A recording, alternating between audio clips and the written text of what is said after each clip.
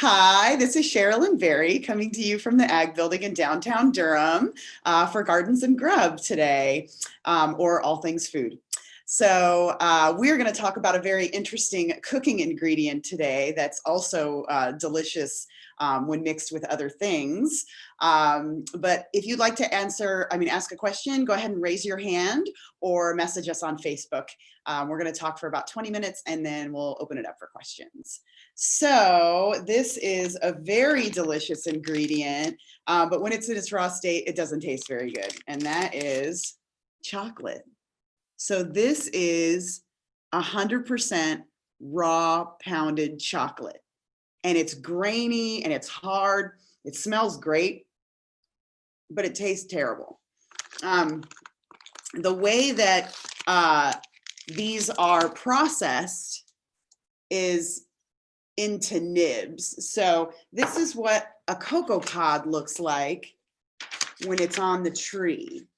So you can see the cocoa pods on the tree right there. They grow right off of the branch of a tree with a little stem, and sometimes right off the trunk of the tree.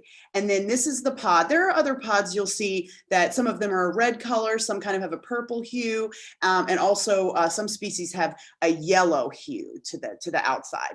But inside there, you can see that they are big cocoa beans. They're beans about the size of your thumb. The sort of knuckle right there. And they're covered in this sort of white stuff here, this kind of aril that is full of sugar.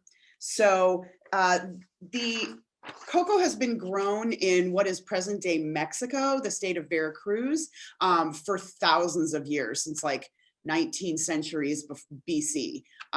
Pretty amazing. And the way that the cultures would consume chocolate back then is that they would pound it into a drink. They would basically melt it into water, pound it, and then when it was let's see, I mean, not the Aztec people, who came before that? Sorry, I'm having a senior moment and I'm not even that old yet. Could be the Inca or someone else. Oh. Yeah. So the Incas, the Mayans. The Mayans would drink it warm, and it would just be warm with warm chocolate melted into a drink, no sugar. So it was like really bitter. Because there's some caffeine in it and theobromine, it gives you like a little bit of a high. And usually just sort of the royalty, the leaders would drink it. And then the Aztecs took over and they would actually drink it cold, and they put like chilies in it and they put vanilla in it, but they would drink it cold. And it was considered, because the Aztecs had a little bit of an obsession with human sacrifice, they thought that the cocoa pod looked like a human heart, and that when you were taking the inside out of it, you were taking out, the inside of a human heart. Really? Yeah, they were very much into human sacrifice. And the way that they like to drink theirs is they would put annatto in theirs, also called achiote. And this is still used in South American cooking, actually. It's a dye, it's a natural dye. It's also called the Hawaiian lipstick plant. You can make this into a powder, and you'll see it often added to butter to make butter yellow. It is added to, it's sort of a substitute for saffron in certain cooking. Anyway, they would smash this up, put it in with the chocolate, and then when you would drink it, it would stain your lips red like it was human blood. Very strange, but true. So this is the history of some of our foods, not always the way that we would consider them delicious, but it was like a ceremonial drink, that the chocolate pod was like the beating heart. And when you make the liquid out of it, it was like, holy blood for them, kind of like we would do like, communion or something of that nature. Then around, I think it was the 16th century, I think it was around 1502, Columbus brought chocolate pods back to Europe. And nobody really was that excited about it until the friars got a hold of chocolate and brought it to the Spanish court and added sugar to it. They actually added honey and made it into a hot drink. And then it took off. Then it became super duper popular everybody wanted to do chocolate, and it kind of grew from there. So let's talk a little bit about how chocolate is made into the chocolate that we know now. And then we'll talk a little bit about like how it's moved around the world, and some fair trade things.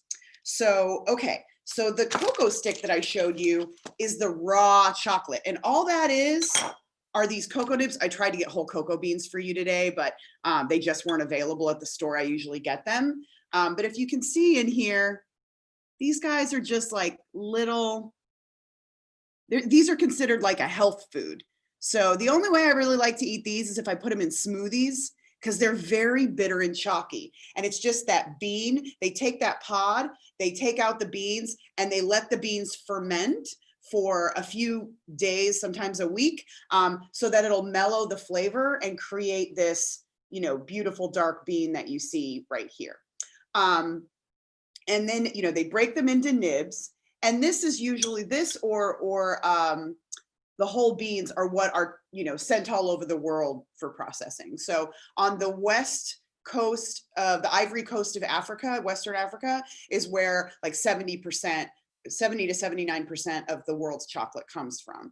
But they sell the beans. They don't actually make it into chocolate. So when you hear Belgian chocolate or French chocolate or Swiss chocolate, it doesn't grow there. It only grows in a thin line around the equator, 20 degrees north and 20 degrees south of the equator. The plant has to be warm all the time. If it hits 59 or 60 degrees Fahrenheit, the tree will die. So it needs to be in like a warm environment. So when you hear Belgian chocolate or just sort of like Italian coffee, coffee doesn't grow in Italy. It's processed in Italy. And that's what makes it Italian or Belgian or something like that. It's the style of the processing. So they get these little nibs or they get the whole beans. And then what they do is they crush them and they separate out the two. There's cocoa solids and cocoa butter. So this is 100% raw cocoa butter. Oh, it smells so good, like chocolate. This is lovely. So this is actually edible, but we also use this in a lot of cosmetics. I'm a soap maker, and this is the super fatting that I use at the end of the soap so that when you shower with it, there's a thin layer of this left on your skin. And so it's moisturizing. That and shea butter, I use both of those. But it just smells so good, and it melts at just about your body temperature. So this is a great fat to use, like if you're making lip balms or if you're making, you know, like skin salves, or even just use it straight on your skin. But I recommend using it as like a summer moisturizer, because if it's cold in the room, this stuff is hard as a rock.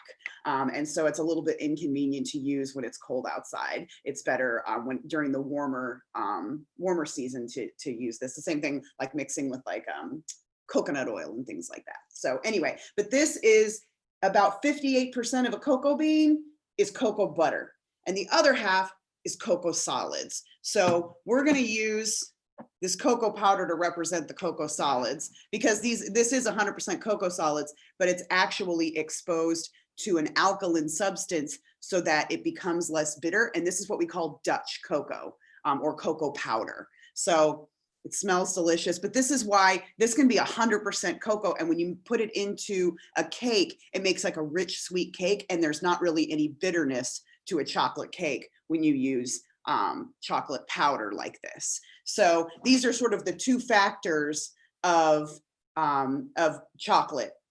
And then we add other things to it. So when we add nothing and we just combine those two together, remove all the grit, we get 100% dark chocolate. So these guys are 100% dark chocolate. There's no sugar, there's no milk solids, there's no vanilla, and this is baking chocolate. You can find it like this, or you can find it like this. But this is what you would use to make, like, you wouldn't put this in like a chocolate chip cookie, because you'd bite into the chocolate chip and it would be really bitter. But this is an ingredient in like fudge and other kinds of chocolate cake, chocolate mousses, things like that, where you want a really powerful chocolate flavor, but you want to add your own sugar and things like that. You can control that ingredient a little bit better. And this is semi-sweet chocolate. So there's semi-sweet and bittersweet.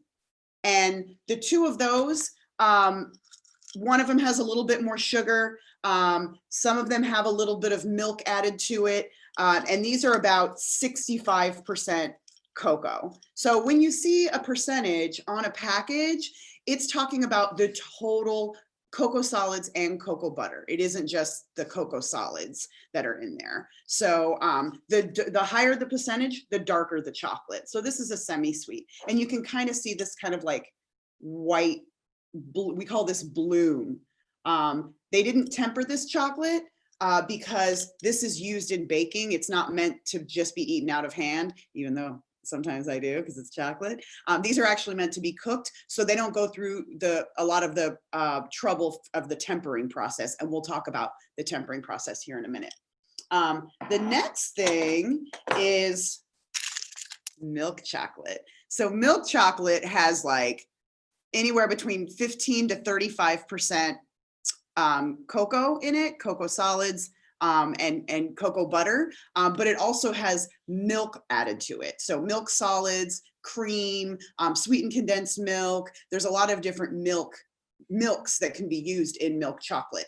Sometimes powdered milk. There's a lot of different kinds that you can use, and sugar.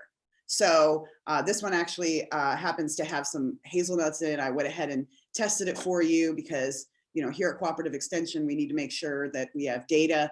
And even though my sample size is small, I'm here to tell you it's very, very good. I highly recommend it.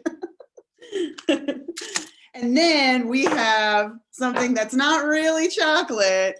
It's white chocolate. So white chocolate is basically milk chocolate with no cocoa solids. It's all cocoa butter, milk, vanilla, and sugar. And so this is, you know, for people who don't like chocolate, they tend to like white chocolate. But then some other people who try white chocolate, they think it's a complete waste of time. I love white chocolate. I think it's great, but to me, it's not really chocolate. Like I'm looking for that kind of like bitter punch when I cook with chocolate. Sometimes I love a milk chocolate bar, but the dark chocolate is actually better for you. There was some research being done on whether or not it prevents cardiovascular disease or lowers blood pressure, but they found that so far to not be true. But the cocoa solids are very high in antioxidants, so it's a great thing to add to your diet. You know, kind of at the end of the meal, have a little square of it. Just a small square of dark chocolate is really good for you, you know, antioxidant wise. We take antioxidants to counteract the effects of us just living and breathing and walking around. Living, when we're burning calories, it's an oxidative process. It creates heat, it breaks things down, and it creates free radicals in your body, which are basically like oxygen molecules that bounce around and they hit things and cause problems. It can damage your DNA and the tissues in your skin. So if we eat antioxidants, what it does is quiet those free radicals down. And so this comes from fruits, vegetables, plant foods, chocolate, which is great. So antioxidants, some things are higher in antioxidants than others. And a lot of plant foods are very, very high in antioxidants. We talked a lot about the pigments in foods. Those are all very powerful antioxidants as well, your anthocyanins and betaines and all those types of things. But cocoa is one of them. So at the same time, when cocoa is very high in a product, it has more theobromine, which is good for us, but terrible for dogs. Keep chocolate away from your dogs. Cats don't have that much of an interest in chocolate, but chocolate is delicious. It smells good. It's very attractive, and dogs will eat it. Now, if they eat white chocolate, you probably don't need to rush them to the hospital because there's very little theobromine in white chocolate since the cocoa solids are really low or basically non-existent. So the theobromine, there's hardly any in there at all. But something, if they get a hold of, they probably wouldn't eat very many of these because there's no sugar in it. But if they get a hold of a bag of like semi-sweet chocolate chips, it is, don't pass go, get them in the car and take them down to the vet. Some people will induce like a vomiting reaction, sorry to say that when I'm talking about chocolate, in a dog to try to get it out of their system before they bring them there. But just know, keep chocolate away from your dogs. Don't give them a chocolate chip cookie. Don't give them a lick of chocolate ice cream. Just keep it away from them altogether, and you will avoid a vet bill. So So the last thing I want to talk about is a little bit difficult about chocolate. Oh, first let me tell you about the tempering really quick before we talk about that, because it's a very important thing to know about chocolate. So this here is